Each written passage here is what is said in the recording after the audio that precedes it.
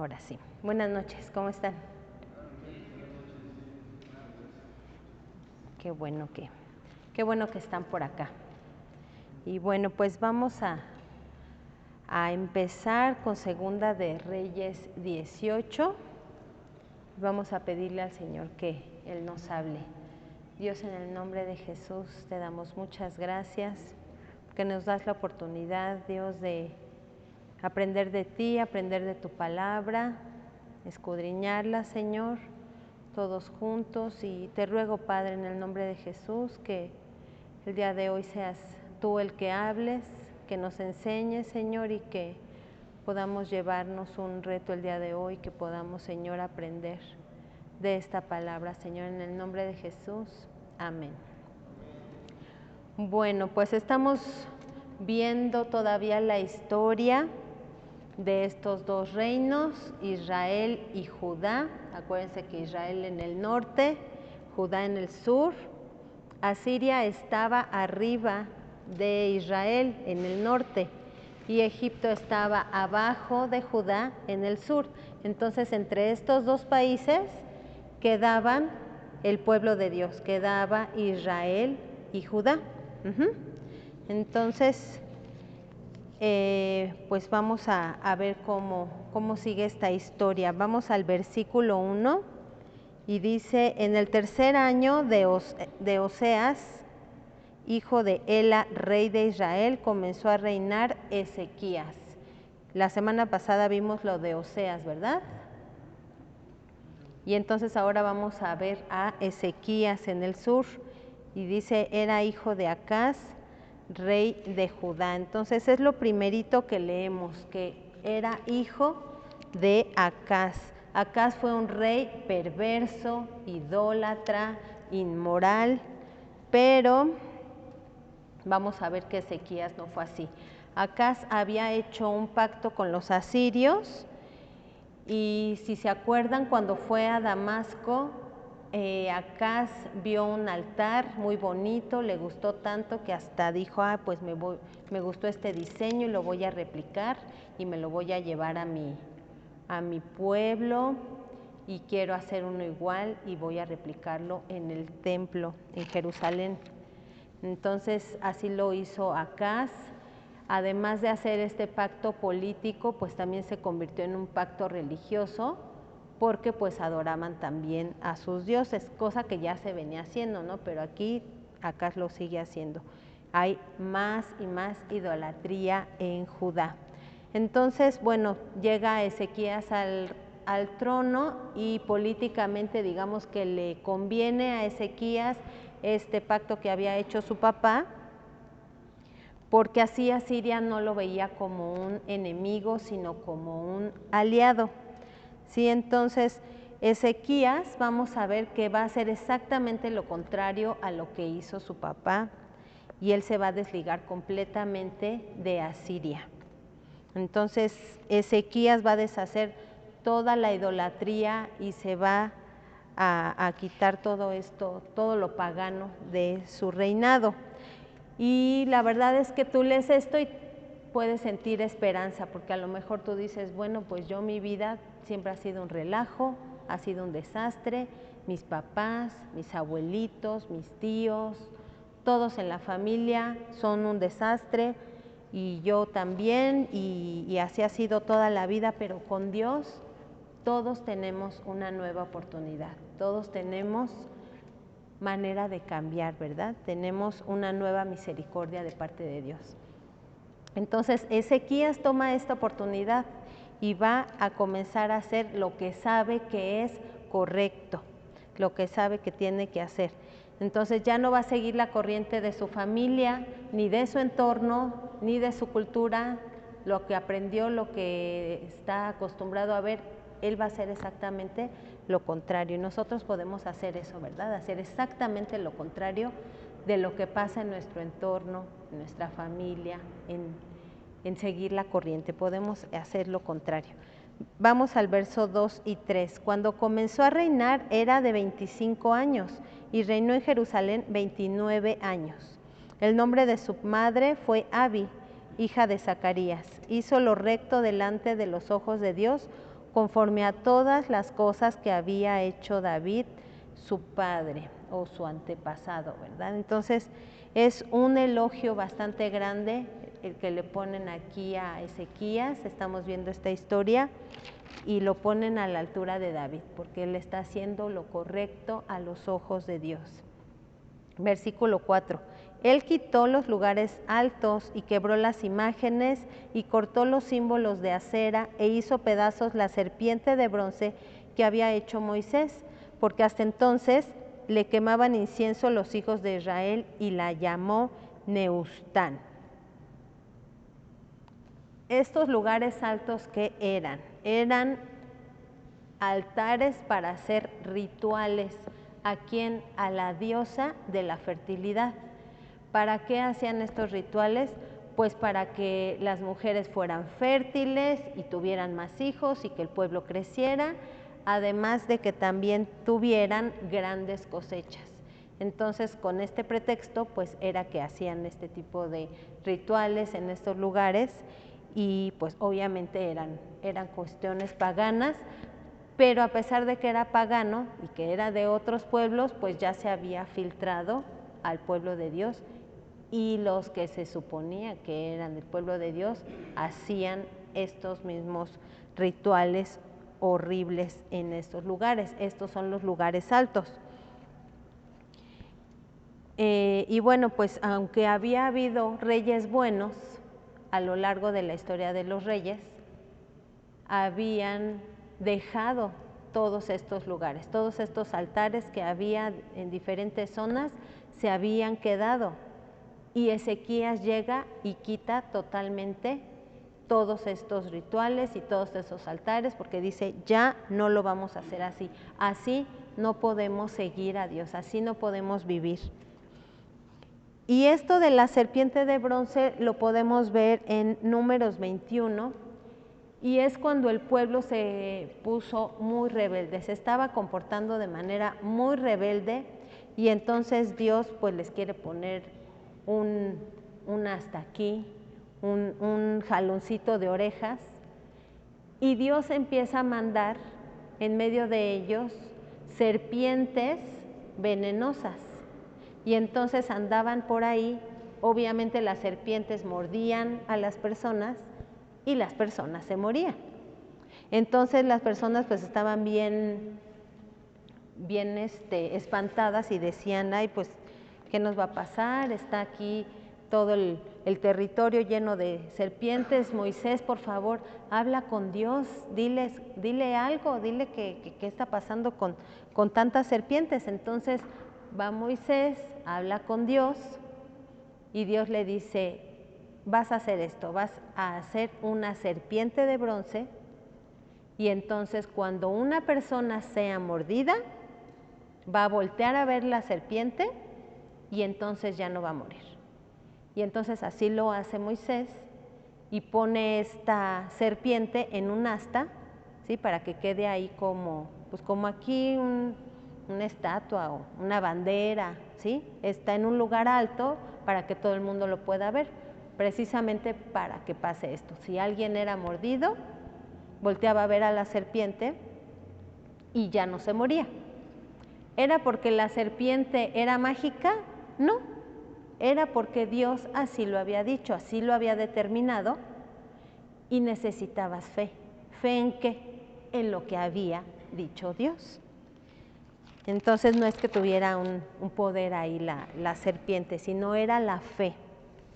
Y entonces tú tenías que creer precisamente en lo que Dios había indicado.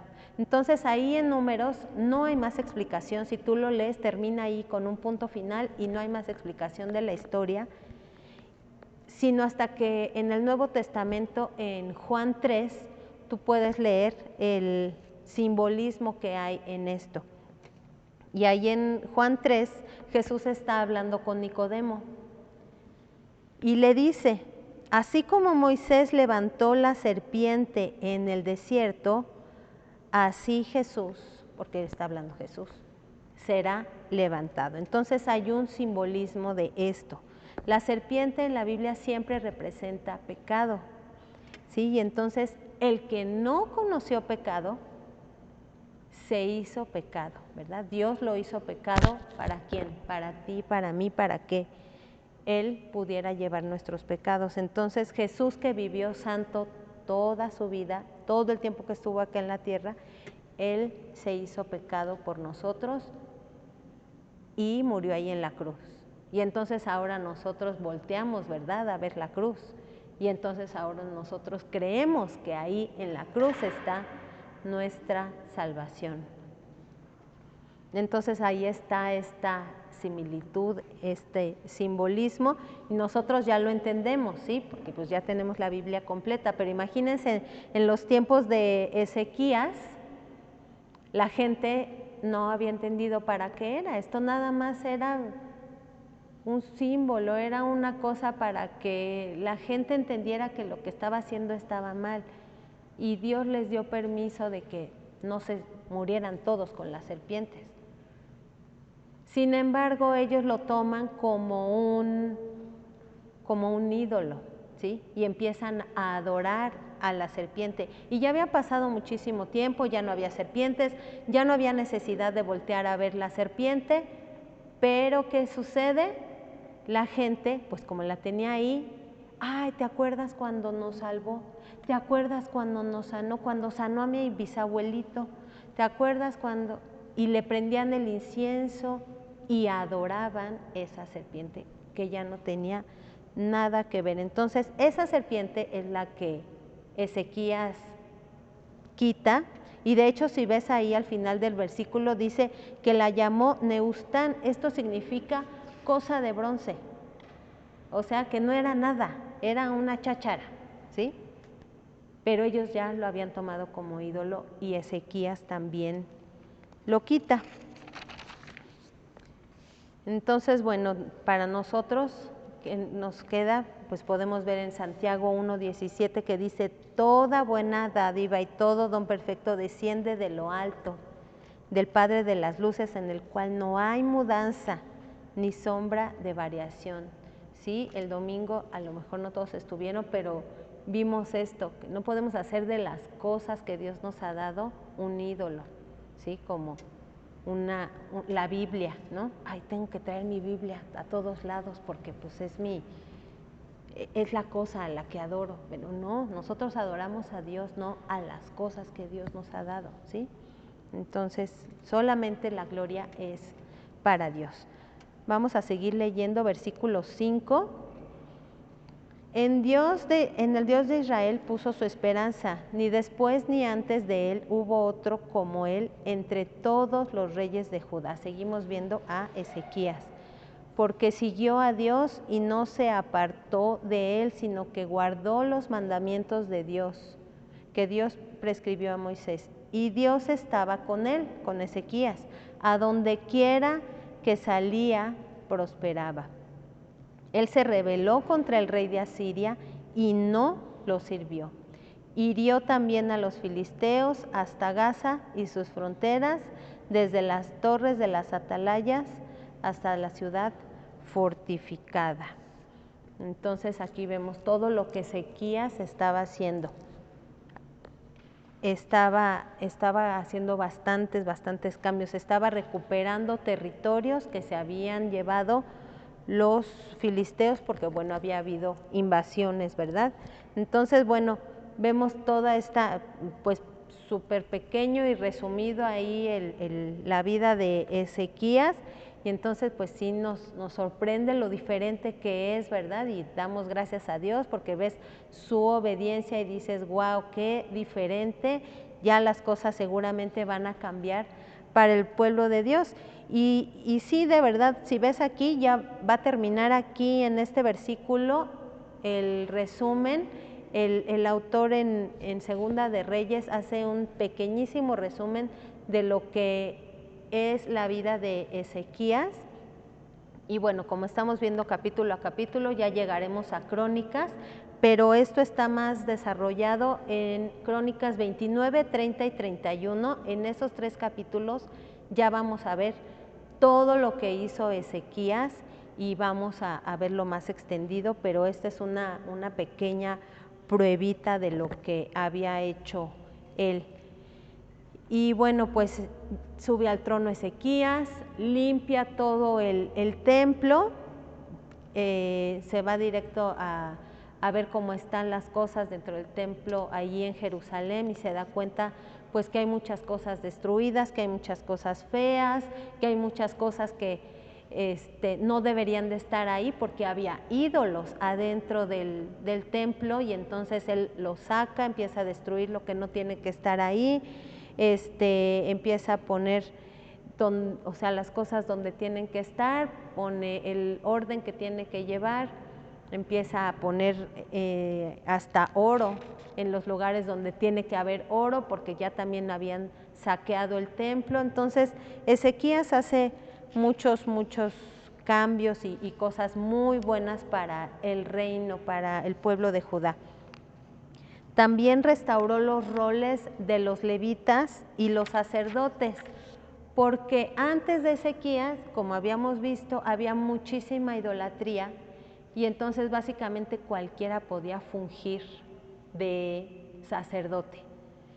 Entonces cualquiera decía, pues yo soy sacerdote y voy a hacer X sacrificio y voy a hacer esto y aquello, porque había muchos dioses y había mucha idolatría, y entonces él restaura de nuevo estos roles y dice, no, todo tiene un orden, todo se tiene que hacer a la manera de Dios, no a nuestra manera, sino a la manera de Dios, y yo quiero que otra vez restablezcamos todo este orden. Y entonces hace una serie de sacrificios también para consagrar y santificar a estos levitas y a estos sacerdotes.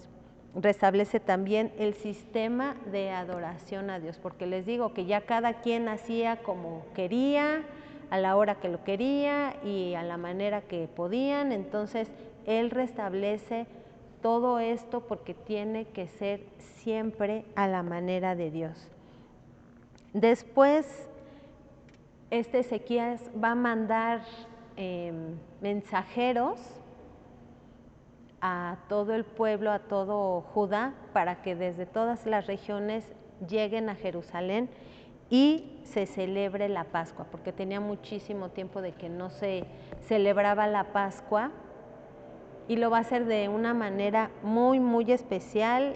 Él quiere hacerlo en grande, quiere echar la casa por la ventana, y yo nada más tomé unos cuantos datos. Tú puedes leer ahí toda la historia, te digo que está en 3 capítulos, pero es muchísimo lo que hubo en sacrificios. Fíjense, sacrificaron 1000 novillos, 10,000 ovejas, 200 corderos, 100 carneros, 600 bueyes, y eso así como de rápido se los leo, ¿no? Pero no me imagino ni siquiera la extensión del lugar para tener tantísimos y tantísimos animales, y estar ahí entre tanta gente, estar haciendo los sacrificios, y cuántos días habrá durado todo esto, porque quería restablecer la celebración de la Pascua. De hecho, en esta parte también narra que hasta los levitas tuvieron que ayudarles a los sacerdotes para hacer todos estos sacrificios, porque pues no todos estaban listos para hacer estas cosas, ¿no? O sea, tenía que ser personas específicas que tenían que hacer estos sacrificios. Entonces, bueno, esto hizo Ezequías, trae una reforma bastante buena, bastante grande a la nación, y hay un gran avivamiento. ¿Por qué? Pues porque está haciendo los momentos de adoración al Señor como debía ser. Entonces hay un avivamiento en ese momento en el pueblo. Entonces aquí hay un gran contraste, porque como ven, pues estamos viendo cosas muy preciosas que están pasando en el sur con Judá, y el autor hace un contraste con lo que está pasando en el norte. Por un lado nos pone todo lo hermoso y lo precioso que está pasando acá con Ezequías, pero por otro lado nos está narrando también todo lo que está pasando en el norte, que lo vimos hace una semana, que se termina el reino de Israel. Entonces vamos a leer versículo 9. En el 4º año del rey Ezequías, que era el 7º año de Oseas, hijo de Ela, rey de Israel, subió Salmanasar, rey de los asirios, contra Samaria y la sitió. Y la tomaron al cabo de 3 años. O sea, imagínense, sitiados 3 años. Sí saben cómo es sitiados, ¿no? Están rodeados y están ahí todos encerrados. 3 años. En el año 6º de Ezequías, el cual era el año 9º de Oseas, rey de Israel, fue tomada Samaria. Y el rey de Asiria llevó cautivo a Israel a Asiria y los puso en Hala, en Habor, junto al río Gozán, y en las ciudades de los medos, por cuanto no habían atendido a la voz del Señor su Dios, sino que habían quebrantado su pacto y todas las cosas que Moisés, el siervo de Dios, había mandado, no las habían escuchado ni puesto por obra. Qué terrible, ¿no? O sea, les repito, en lo que en el sur está habiendo este avivamiento, está habiendo esta reforma, Ezequías está yendo contracorriente, ¿verdad? Todo lo que venían haciendo los reyes, pues en el norte están conquistados, están invadidos, están eliminados básicamente, ¿no? Versículo 13.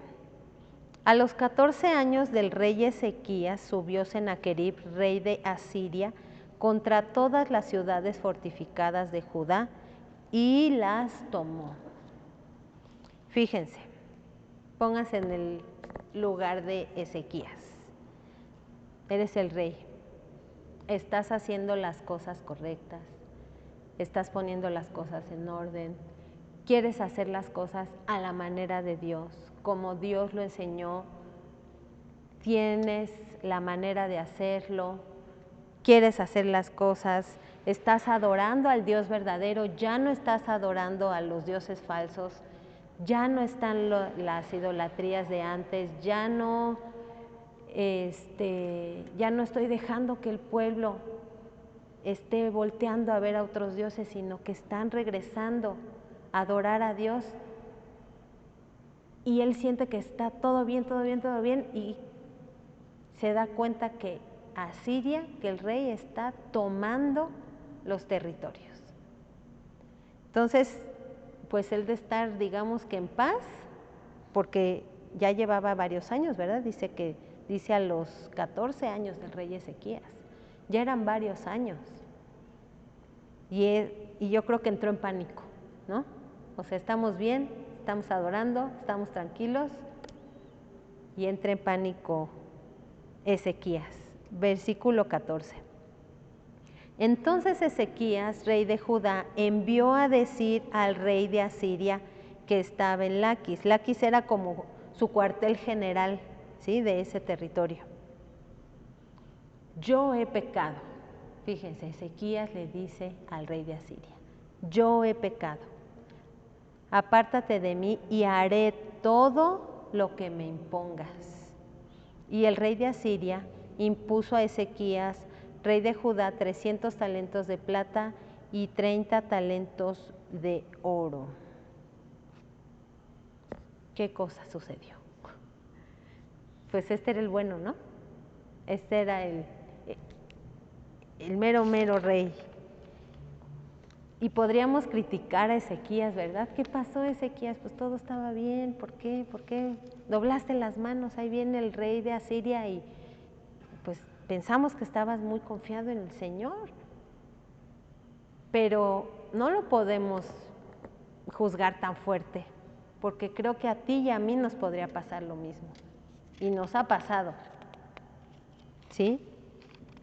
Porque también hemos pasado por estas cosas, que viene la prueba, que viene una situación que te agarra mal parado y decides mal, y decides rápido, y no tomas en cuenta a Dios. Y a lo mejor es un tema chiquito, es una decisión de ahorita, en este momento, hasta de me paso el alto o no, ¿no? Pero así en esas pequeñas decisiones, no importa si son chicas o grandes, siempre tenemos que estar dependiendo del Señor.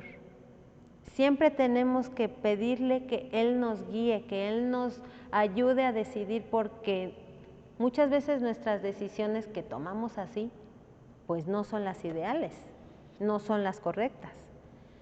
¿Sí? Entonces, a veces pensamos que para algunas cosas podemos consultar a Dios y para otras no, pero tenemos que consultarlo para todas las cosas. En este caso era una cuestión muy importante, ¿verdad? Y vean cuántos kilos de plata le entrega, 9,900 kilos, porque aquí no lo dicen kilos en la Biblia, pero son 9,900 kilos de plata y 990 kilos de oro. Se los entrega. Le dice, sí, no, rey, no, o sea, yo aquí he pecado, no, ¿cómo crees? Mira, toma, lo que tú me indiques yo hago. Y le entrega todo esto, ¿sí? Toma una muy mala decisión, se equivoca. Versículo 15 y 16. Dio por tanto Ezequías toda la plata que fue hallada en la casa de Dios. ¿Ya viste de dónde la sacó? Del templo. Del templo sacó toda esa plata y ese oro. Y en los tesoros de la casa real, ahí estaba todo ese capital. Entonces Ezequías quitó el oro de las puertas del templo de Dios y de los quiciales que el mismo rey Ezequías había cubierto de oro y lo dio al rey de Asiria. Qué fuerte, ¿no? Todo el trabajo que él había hecho, todo lo que había invertido, todo lo que había tenido que pasar, y él mismo decide quitarlo para entregárselo al rey de Asiria. Y yo me pongo a pensar, pues este dinero lo hubiera usado mejor para contratar un ejército, ¿no? Pero pues al contrario, se lo da a su enemigo y ahora es más rico y ahora es más poderoso su propio enemigo por manos de Ezequías, ¿sí? Y nosotros a lo mejor hemos pasado por eso y hemos querido negociar con el pecado. Pero el negociar con el pecado nunca, de verdad, nunca va a resolver la situación. Nada más va a durar un poquito tiempo hasta que llegue el siguiente ataque. No va a durar para siempre, nada más es un ratito, ¿sí?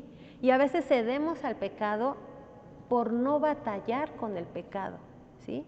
Entonces es más fácil decir, bueno, está bien, al fin que nada más es una vez, al fin que nadie me vio, al fin que se me hizo fácil. Pero no tenemos que hacer eso, al contrario, tenemos que pedir a Dios que Él nos guíe, porque definitivamente no tenemos que ceder ante el pecado, tenemos que enfrentarlo. Es una situación que estoy batallando, bueno, lo enfrento. ¿Está difícil? Sí. ¿Es complicado? Claro. Pero de la mano del Señor lo podemos enfrentar porque Él está con nosotros, Él ha prometido eso, que Él está con nosotros. Pero le damos la vuelta, ¿no? Y decimos, bueno, pues para la próxima, ya la siguiente ya no peco. Y entonces así no quiso batallar Ezequías. Y entonces, bueno, Ezequías decide así y vamos a leer más adelante que va a volver a venir una situación semejante. ¿Por qué? Pues porque nada más fue un ratito lo que dura esto. Porque el enemigo, la verdad que te pones a pensar y él no se cansa. Él está ahí todo el tiempo. A ver, ya negociaste una vez, pues a lo mejor a la siguiente, ¿sí? Él no va a dejar su trabajo es robar, matar y destruir. Y él no se va a cansar hasta que tú cedas. Pero no podemos ceder. El enemigo no va a tener misericordia de ti, no importa si estás fuerte o estás débil en el Señor, Él te va a querer tirar. Entonces todo el tiempo tenemos que depender del Señor. Y la verdad es que ves aquí a Ezequías y es hermoso también ver que a pesar de que se equivocó, Dios no lo desechó. A pesar de que tomó una mala decisión, Dios sigue con él. Dios ahí está con él. Y entonces, para el segundo ataque que ahorita vamos a leer, Ezequías aprendió la lección. Y de eso se trata, de que nosotros cuando nos equivoquemos aprendamos la lección y no que volvamos a equivocarnos una y otra vez con lo mismo. Nos podremos equivocar con otras cosas, pero hay que ir aprendiendo nuestras lecciones. Versículo 17 dice, después el rey de Asiria envió contra el rey Ezequías al Tartán, al Rabsaris y al Rabsaces con un gran ejército desde Laquis contra Jerusalén y subieron y vinieron a Jerusalén y habiendo subido, vinieron y acamparon junto al acueducto del estanque de arriba. Entonces, nos dan diferentes nombres aquí, ¿verdad? Pero fíjense cómo empieza el versículo, dice después, ¿sí dice así tu Biblia? Después el rey de Asiria, ese después son 12 años. De cuando Ezequías le dijo, toma rey todo este oro, toda esta plata, a este versículo 17 que dice, después el rey de Asiria, ya pasaron 12 años, ¿sí? En estos 12 años fue que Ezequías aprendió su lección y se preparó y dijo, ¿qué vamos a hacer? Porque en una de esas regresa, ¿sí? Entonces, fueron 12 años que Ezequías estuvo en paz y que, bueno, estaba adorando. Y después de esto nos dice el Tartán, el Rabsaris y el Rabsaces, pero se los voy a leer en otra versión, porque estos son funciones de gobierno y rangos militares de los asirios, ¿sí? Entonces, es versículo 17. En la Nueva Traducción Viviente dice, su comandante en jefe, su comandante de campo y su jefe del Estado Mayor, ¿sí? Entonces, Rabsaris y Rabsaces y Tartán son estos, ¿sí? Entonces son rangos y son funciones de gobierno. Para que cuando lo leas ya te des cuenta de qué va. Y entonces, bueno, ya pasaron estos 12 años y aquí está, a las puertas otra vez de Judá, este ejército tan grande, tan poderoso, viene contra Judá, viene contra Ezequías y pues Ezequías dice, ¿qué pasó? O sea, pues yo le di todo el oro y toda la plata y todo lo que tenía, pues que no estaba resuelto ya todo el asunto, ¿no? Ya habíamos acabado con eso, pero no, en realidad nada más le dio algo con que entretenerse, ¿verdad? Le duró 12 años, pero ya se terminó de entretener. Versículo 18 dice, llamaron luego al rey y salió a ellos Eliakim, hijo de Hilicias, mayordomo, que este es un primer ministro, y Sebna, escriba, y Joa, hijo de Asaf, canciller. Y les dijo el Rabsaces, decid ahora a Ezequías, así dice el gran rey de Asiria, ¿qué confianza es esta en que te apoyas? Dices, pero son palabras vacías. Consejo tengo y fuerzas para la guerra, mas ¿en qué confías? Que te has rebelado contra mí. Entonces básicamente vienen a amedrentar, a amenazar al pueblo y le dice, ¿a poco sí tienes un gran ejército? ¿A poco sí es cierto que son muy valientes? ¿A poco sí tienes un plan? ¿A poco sí tienes una estrategia? ¿Sí? Eso es lo que le acaba de decir. Versículo 21. He aquí que confías en este báculo de caña cascada en Egipto, en el cual si alguno se apoyara, se le entrará por la mano y la traspasará. Tal es Faraón, rey de Egipto, y para todos los que en él confían. Sí, entonces, lo lógico a los ojos humanos es que como Judá estaba en el sur, fuera a pedir ayuda a Egipto, que estaba en el sur, y entonces ya juntos ir contra Asiria. Y por eso es que saca a relucir: ¿a poco te vas a ir con Egipto? No, mira, fíjate bien, pero si tú vas con Egipto, no te van a ayudar, no te va a servir. Es como recargarse en una rama que se quiebra, porque ves que le explica que hasta se le va a enterrar en el brazo y todo, y aquí arma una escena como que para que le dé miedo, ¿no? Entonces, el Rabsaces le dice: no, no, ni se te vaya a ocurrir ir con Egipto, porque no es seguro, nadie te va a ayudar de allá. Pero Ezequías, claro que no está pensando en eso, porque dice: yo no me voy a juntar con los de Egipto, yo sé que ahí no está mi salida, yo tengo que confiar en Dios, ahí no está la respuesta en Egipto, la respuesta está con el Señor. Entonces dice en el 22, y si me decís: nosotros confiamos en el Señor nuestro Dios, ¿no es este aquel cuyos lugares altos y altares ha quitado Ezequías? Y ha dicho a Judá y a Jerusalén: delante de este altar adoraréis en Jerusalén.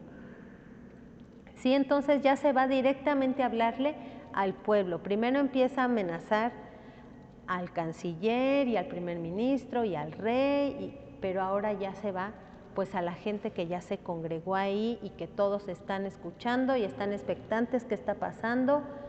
Y entonces les está diciendo todo esto y le dice: pues acuérdense que Ezequías ya les quitó todos sus altares, ustedes tenían un montón, y por aquí, por allá, y adentro del templo y afuera, y por eso Dios los escuchaba. Pero ahora ya no tienen tantos, ahora ya nada más tienen un templo, y ahora Ezequías les dice que nada más vayan y adoren así, y les dice cuándo y les dice cómo. ¿Y a poco sí los va a oír Dios? A mí se me hace que Dios ya no los va a oír. Sí, entonces, ¿qué está haciendo este hombre? Los está queriendo confundir, ¿verdad? Y los quiere poner en contra de su propio rey. Y entonces es la estrategia típica de Satanás, que te confunde, que te engaña y que tuerce la verdad, ¿sí? Porque les está diciendo de los altares y que de Dios y que...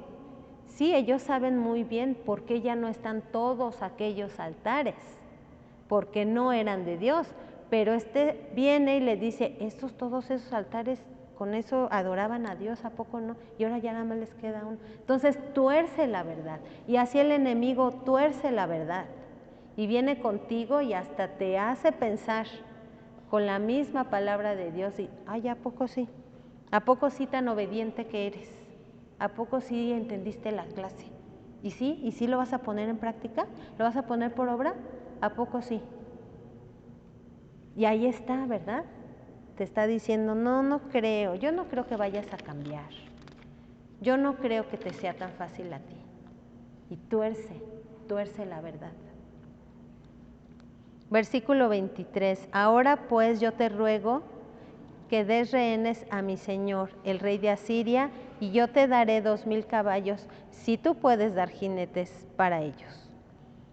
¿Cómo pues podrás resistir a un capitán, al menor de los siervos de mi señor, aunque estés confiado en Egipto, con sus carros y su gente de a caballo? ¿Acaso he venido yo ahora sin Dios a este lugar para destruirlo? Dios me ha dicho: sube a esta tierra y destrúyela. ¿Qué tal? Este señor de Asiria ya quiere hablar en nombre de Dios.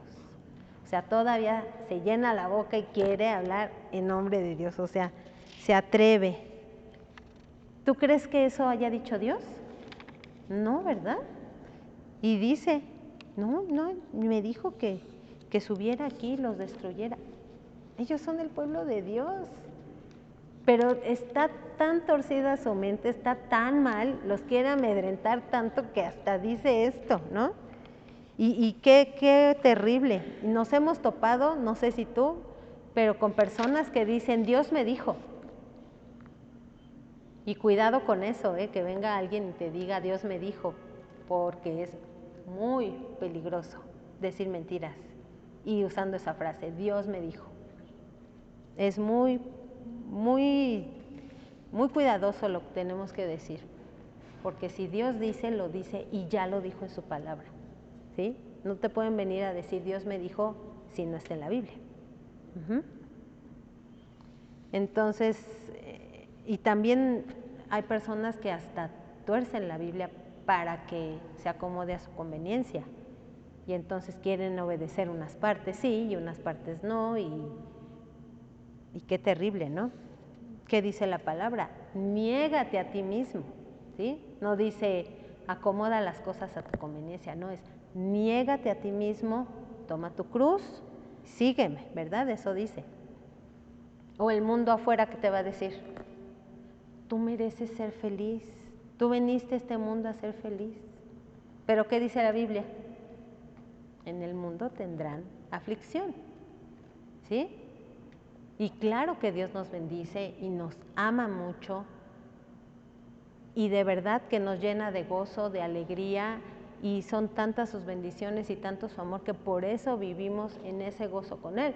Pero el gozo, la alegría, la felicidad no es la meta. La meta es parecernos a Jesús, ¿sí? Pero a veces nuestra carne da oídos al mundo, a esas corrientes, ¿sí? Como este hombre que llegó acá al pueblo y les empieza a decir, y miren así, y yo les digo que Dios dice, y tú puedes escuchar algo afuera y decir, pues se oye muy bonito, como que sí se oye muy correcto, como que sí es cierto, me merezco ser feliz. Pero si lees la Biblia, pues yo no encuentro un versículo donde diga que te mereces ser feliz. Somos 1000 veces felices porque estamos con Dios, ¿sí? Eso es bien diferente. Entonces, bueno, podríamos sacar más ejemplos de esto. Versículo 26. Entonces dijo Eliaquim, hijo de Hilcías, y Sebna y Joa al Rabsaces, te rogamos que hables a tus siervos en arameo, porque nosotros lo entendemos, y no hables con nosotros en lengua de Judá a oídos del pueblo que está sobre el muro.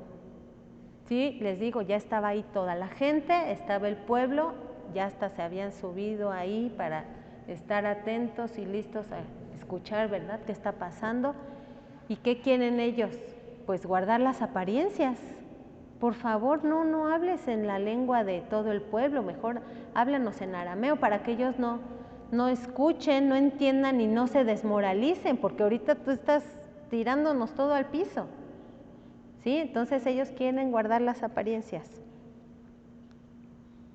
27. Y el Rabsaces les dijo, ¿me ha enviado mi Señor para decir estas palabras a ti y a tu Señor, y no a los hombres que están sobre el muro, expuestos a comer su propio estiércol y beber su propia orina con ustedes?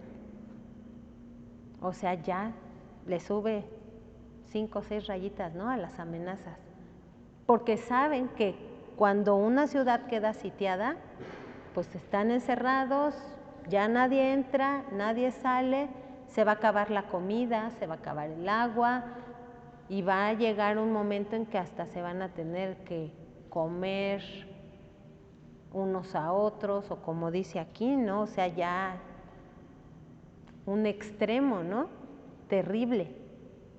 Y obviamente ellos quieren que todos lo oigan, que todos tengan miedo, que todos le crean. 28. Entonces el Rabsaces se puso en pie y clamó a gran voz en lengua de Judá y habló diciendo, oíd la palabra del gran rey, el rey de Asiria.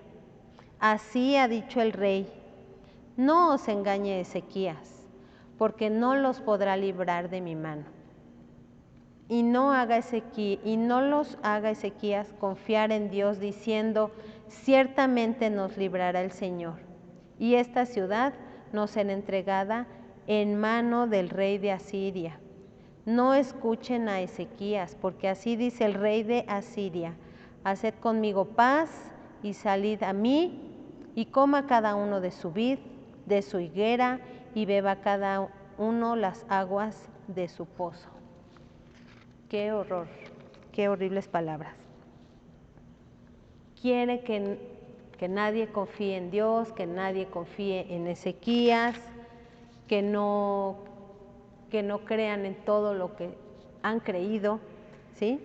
Y les inventa cosas. Cada quien va a tener su higuera, y cada quien va a tener su viña, y cada quien va a tener su pozo, y les empieza a armar acá la historia, ¿sí? Pero los está poniendo ahí en contra de su rey. Versículo 32. Hasta que yo venga y los lleve a una tierra como la suya. O sea, lo mismo pero diferente, o yo ya no entiendo si los va a cambiar o no. O sea, él mismo se está confundiendo, y es lo que veo con el enemigo, ¿no? Te va a decir cosas que se parecen a lo que dice Dios, ¿sí? A lo mejor no te va a decir lo contrario, pero te va a decir algo que se parezca, que suene como que estás bien, para que no te sientas tan mal por no estar obedeciendo a Dios. Dice, como una tierra como la vuestra, tierra de grano y de vino, tierra de pan, de viñas, tierra de olivas, de aceite, de miel, y vivirán y no morirán. No oigan a Ezequías, porque los engaña cuando dice, Dios nos librará. Entonces, súper astuto, ¿verdad? Ahí los quieren volver con puras mentiras. Y así, exactamente así es el enemigo con nosotros. Viene y te quiere endulzar el oído, pero finalmente son con puras mentiras, ¿sí? Porque aquí el Rabsaces no les está diciendo la realidad, no les dice que los va a esclavizar, que los va a tener sometidos, no, les está inventando que cada quien va a tener su casa y su viña y su pozo, pero en realidad los van a esclavizar. Sí, y el enemigo es el mismo desde esos años, no ha cambiado sus estrategias, va a venir y te va a endulzar el oído con puras mentiras. Versículo 33. ¿Acaso alguno de los dioses de las naciones ha librado su tierra de la mano del rey de Asiria? ¿Dónde está el Dios de Amad y de Arfad? ¿Dónde está el Dios de Serfabaim, de Ena y de Iba? ¿Pudieron estos librar a Samaria de mi mano? ¿Qué Dios de todos los dioses de estas tierras ha librado su tierra de mi mano para que Dios libre de mi mano a Jerusalén? Entonces, presume, ¿verdad? A ver, ¿quién los va a venir a librar de mi mano? Díganme uno que se haya salvado de mi mano. Nadie. Yo soy el buenazo. ¿Sí? Entonces los viene a confundir, porque sí les dice verdades, pero no les dice la verdad completa. Entonces quiere confundir al pueblo. Versículo 36, pero el pueblo calló, ¿sí? No dijeron nada. No le respondió palabra, porque había mandamiento del rey Ezequías, el cual había dicho, no les respondan. Entonces Eliakim, hijo de Hilcías, mayordomo, y Sebna, escriba, y Joa, hijo de Asaf, canciller, vinieron a Ezequías, rasgados sus vestidos, y le contaron las palabras del Rabsaces. Eso es sabiduría, ¿verdad? Que Ezequías les haya dicho al pueblo, ¿saben qué? No contesten, no pongan oídos a estas cosas, no le hagan caso. Él va a venir, él va a regresar y va a hablar con puras mentiras. No tienen por qué dar oídos. Igualmente nosotros, solamente tenemos que confiar en Dios. ¿Sí? Entonces tú vas a escuchar cosas del enemigo que te va a querer confundir y que te va a querer ofrecer algo que parezca muy atractivo, porque obviamente te va a ofrecer algo que sea bonito, algo que sea bueno, algo que se te antoje, no te va a traer algo feo o podrido, ¿verdad? Porque obviamente le vas a decir que no. Pero entonces nosotros tenemos que estar listos para contestar a esas pequeñas cosas que puedan venir a tu mente, a tu corazón, ¿sí? Que te puedan confundir, lo hago, no lo hago. Pero tú estar listo y decir no, no, no. Yo tengo un Dios, yo tengo un dueño, yo tengo un propósito, ¿sí? Pero cuando estás preparado y listo para dar esta respuesta, lo puedes hacer. Si no estás listo, si no estás preparado con estas respuestas, pues sí que te vas a confundir. Sí que vas a quedarte callado, pero porque no sabes qué vas a contestar. Dice el salmista, ¿quién tengo yo en los cielos sino a ti? Y fuera de ti nada deseo en la tierra. ¿Sí? El enemigo te va a ofrecer muchas cosas, pero nosotros tenemos nuestra porción en el Señor. Tenemos a Él y con Él estamos completos. Y al final vemos que qué es lo que pasa con todos estos principales que van con Ezequías y rasgan sus vestiduras y le cuentan todo cómo está, ¿verdad? Entonces, yo lo que veo aquí, y bueno, esto se conecta con el capítulo 19, ya vamos a seguir leyendo la semana que entra la historia, pero yo veo que Ezequías aquí va a tomar en serio la amenaza, ¿sí? Y a veces parte del problema hoy en día con nosotros, contigo, conmigo, es pensar, a mí no me va a pasar, yo estoy bien, estoy aquí, estoy en este lugar seguro, estoy en mi grupo, estoy en mi iglesia, estoy en este entorno, a mí no me va a pasar. Pero la cosa es que sí pasa, ¿sí? Todos los días hay una guerra en tu contra, en la mía, ¿sí? El enemigo nos quiere destruir a ti, a mí, quiere destruir a los niños, a las familias, a los matrimonios, a las iglesias, ¿sí? Entonces por eso tenemos que estar bien pegados al Señor y estar orando y estar leyendo y conocerlo a Él, ¿sí? No nada más orar o leer por leer, porque pues me toca leer 2 capítulos o me toca leer 5 y tengo que entregar tarea.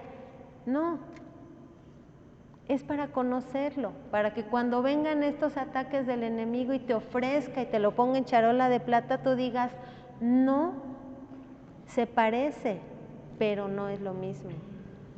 Yo sé quién es Dios. Y entonces tomar en serio.